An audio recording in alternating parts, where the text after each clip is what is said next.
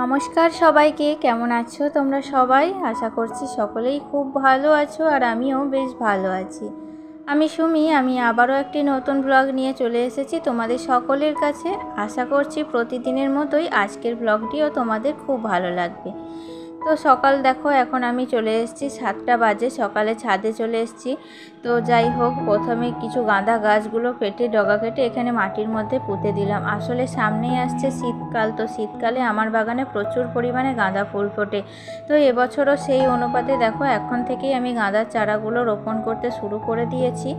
আর যাতে আমার গাছগুলো আরও একটু বেশি ভিটামিন পায়, কয়েকদিন আগেই তোমাদের বলেছিলাম, কারণ গাছগুলো একটু রুক্ষ হয়ে যাচ্ছে, প্রচণ্ড পরিমাণ এবছর বর্ষা, তাই দেখো গাছগুলোতে আমি একটু ভিটামিন দিতেই পারছি না। তাই এই দেখো, এই দুদিন থেকে না একটু রোদ করছে, তাই ভাবলাম যে না আর দেরি না করে ভিটামিনগুলো দিয়েই দিই।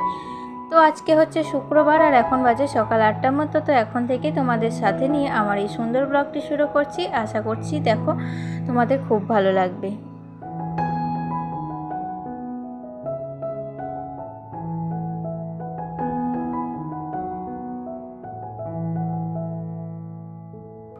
এই যে ভিটামিনটা আমি ছাদে এখন দিচ্ছি, তো এই ভিটামিনটা কি বলো তো, আমি 4-5 দিন আগে সেই সরিষার খোল হয় না, সেই খোলগুলো জলের মধ্যে ভিজাতে দিয়েছিলাম। তো এখন কিন্তু সকালবেলা এসে আমি এই খোলগুলো তো 1 বালতি জলের সাথে অর্ধেকটা খোল ওই যে ভিজাতে দিয়েছিলাম, তো সেটা নিয়ে ভালো করে মিক্সড করে নিয়ে সেই জলটা প্রত্যেকটা গাছের গোড়ায় কিন্তু দিচ্ছি। এতে করে গাছগুলো একটু ভিটামিন পাবে আর তাতে করে কিন্তু আমার গাছে সুন্দর সুন্দর ফুল ফুটবে, যেগুলো আমি ঠাকুরের পায়ে নিবেদন করতে পারবো।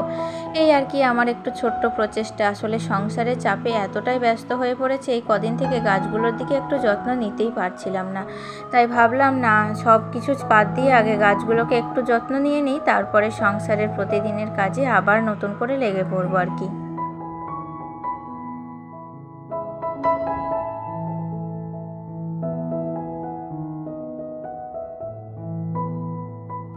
সংসারটা তো আমার নিজের একান্তই বিশেষভাবে, তাই আমার প্রত্যেকটা কাজ কিন্তু আমার একান্ত নিজের, তাই সেগুলোকে পরিপাটিভাবে প্রত্যেক দিন করে তোলাটা কিন্তু আমার একান্তই, মানে কি বলবো তোমাদের, একান্তইভাবে কিন্তু জরুরি। তাই দেখো প্রত্যেকটা কাজ নিষ্ঠা ও ভক্তির সাথে আমি কিন্তু করবার চেষ্টা করি। আসলে এই যে প্রত্যেকটা কাজ করি সেগুলোতে আছে আমার অক্লান্ত পরিশ্রম আর ভালোবাসা। তো এই সমস্ত দিয়ে আমার এই যে কাজগুলো আমি কিন্তু গুছিয়ে করি। তো দেখতেই পাচ্ছ বিছানাটা ভালোভাবে তুলে নিয়েছি আর বাবুকে কিন্তু সকালবেলায় স্কুল পাঠিয়ে দিয়েছি। তো আজকে কিন্তু স্কুল যেতে চাইছিল না, কারণ কালকে সারা রাত কারেন্ট না থাকায় বাবুর কিন্তু ঘুম হয়নি। তাই অন্যদিন ও 5টার সময় উঠে পড়ে, কিন্তু উঠতেই পারেনি, তাই একটু ঘুম ঘুম পাচ্ছিল, তাই জন্য আসলে যেতেই চাচ্ছিল না।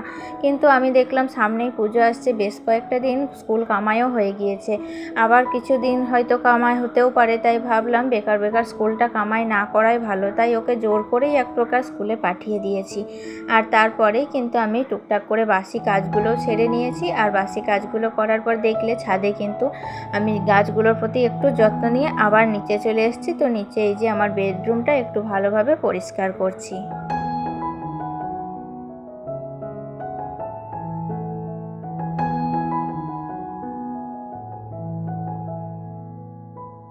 আগের দিনের ভিডিওতে আমাকে স্মাইলি দীপা অ্যাকাউন্ট থেকে আমাকে কিন্তু কমেন্ট করেছিল। তো সত্যি করে দিদিভাই তোমাকে অসংখ্য ধন্যবাদ। তুমি যে প্রতিদিন আমার মানে ভিডিও দেখো এবং আমাকে সুন্দর সুন্দর কমেন্টগুলো করো, সত্যিই আমার খুবই ভালো লাগে। তোমাকে অসংখ্য ধন্যবাদ এইভাবে আমার পাশে থাকার জন্য।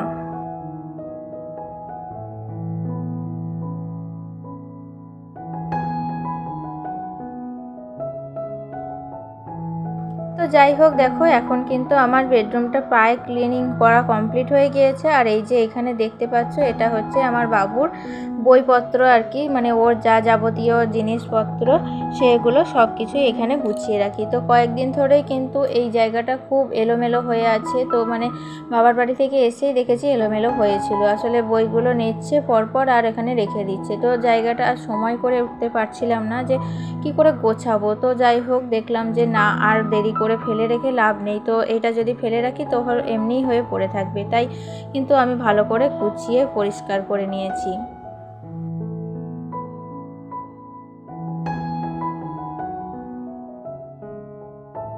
আর বললে পরে বলবে আমার বাবুর কিন্তু একটা অভ্যাস খুবই ভালো, স্কুল থেকে এসে কি সুন্দর দেখো স্কুলের কাজগুলো ওকে বলতেই হয় না, এখানে কিন্তু বাড়িতে নিজেই থেকেই পড়তে বসে গেছে।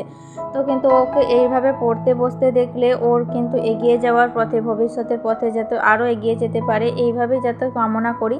আর তোমরা ওকে একটু আশীর্বাদ করো যাতে ও কিন্তু আরও অনেক বড় হয়, অনেক মানুষের মতো মানুষ হতে পারে।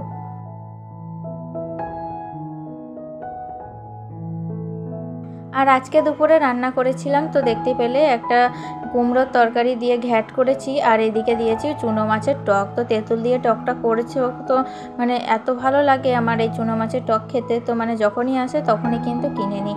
তো যাই হোক দেখতেই পেয়েছো মানে একে একে রান্নাটা কমপ্লিট করে নিয়েছি। আর এখানে করেছিলাম একটু মুসুরির ডাল সিদ্ধ, তো তাতে একটু পেঁয়াজ ভেজে ফোড়ন দিয়ে দিয়েছি। তো যাই হোক আজকে কিন্তু একটু ভাজা মাছ তুলে রেখেছিলাম বাবুর জন্য, কারণ বড় মাছ আসেনি, তো ছোটোখাটো ওই সব মাছগুলো দিয়ে একটু রান্নাবান্না করলাম আর কি।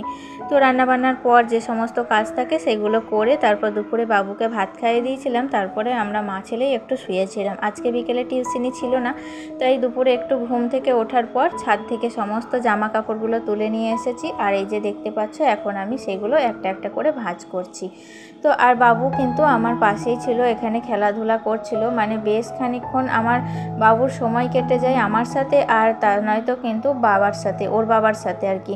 তো বাড়িতে মানে ও তো কাউকে সঙ্গ পায় না, এখন কিন্তু অনেকটাই বড় হয়েছে আগের থেকে, এখন কিন্তু নিজে নিজে খেলতেও শিখে গিয়েছে। কিন্তু কি বলতো বাচ্চা ছেলে তো সব সময় কি আর একা একা খেলতে ভালো লাগে, তাই বেশিরভাগ সময় ওর বাবার সাথে, আর যদি ওর বাবার সময় না পায় তাহলে আমাদের সাথে, কিংবা ওর পিসিমণি ঠাম্মি, বাড়িতে তো প্রচুর লোক, তাই সকলের সাথেই কোনো না কোনোভাবে ওর সময়টা কেটে যায় আর কি। তো যাই হোক দেখতেই পাচ্ছ ও কিন্তু নেমে কোথাও একটা গেল, আর মানে আবার কিছুক্ষণ পরে আবার হয়তো চলে আসবে। তো মানে ও ওর মতো আর কি, কি বলতো নিজের যেটা মন চায় সেটাই করে। কিন্তু আগের থেকে কিন্তু বাবু আমার অনেকটা বড় হয়েছে, অনেকটা জ্ঞান হয়েছে। তো আমি চাইবো যাতে বড় হয়ে কিন্তু আরও ভবিষ্যতের জন্য আরও কিন্তু ও যাতে বুদ্ধিমান ও মানুষের মতো একটা মানুষ হতে পারে।